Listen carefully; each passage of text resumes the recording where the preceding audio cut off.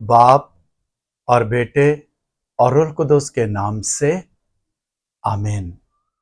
The bread of life के तमाम सुनने और देखने वालों पर खुदावंद की बरकत हो। बस तुम जाकर सब कौमों को शागिर्द बनाओ और उन्हें बाप और बेटे और रूह कुदुस के नाम से बपतिस्मा दो।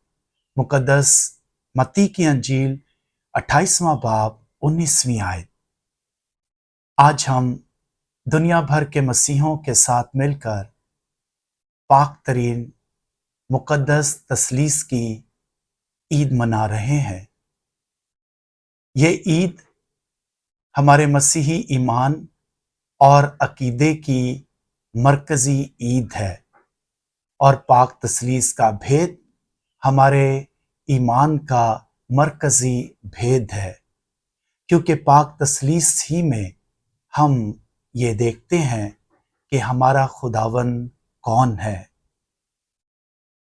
पाक कैथोलिक कलीसिया की तालीम के मुताबिक पाक तसलीस का भेद बाकी तमाम भेदों का सरचश्मा और बुनियाद है, क्योंकि पाक तसलीस में हम सीखते हैं कि खुदा कौन है और बाकी तमाम भेदों में हमें ये सिखाया जाता है कि खुदावन क्या करता है।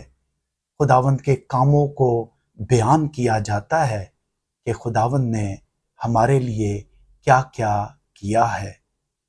पाक तसलीस हमें ये सिखाता है कि खुदा एक है। हमारा ईमान एक और वाहिद खुदा पर है, जो बाप, बेटा और रूह कुदुस है। बाप के तौर पर वो हमारा खालिक है और हमसे बेहद मोहब्बत करता है। वो शफकत से पेश आता है और हमें अपने इलाही खानदान में दाखिल होने, शरीक होने की दावत देता है। वो हम पर रहम करता है, वो मेहरबान है, वो रहीम है।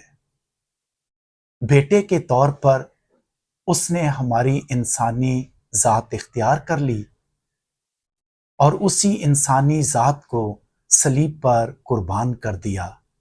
उसने अपनी सलीबी मौत से गुनाह और मौत को हमेशा के लिए ख़त्म कर दिया। वो हम पर रहम करता और हमारे गुनाहों को मुआफ़ करता है। रूह कुदुस के तौर पर वो हम में खुदा की ज़िंदगी और मोहब्बत को भर देता है, ताकि हम अपने मसीही बुलावे को वफादारी के साथ जी सके, यानी पाक और मोहब्बत से भरपूर ज़िंदगी जिससे खुदा ज़ाहिर हो।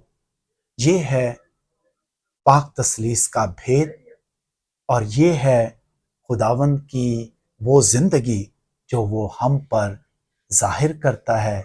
ना सिर्फ ज़ाहिर करता है बल्कि उसमें हमें शरीक भी कर लेता है।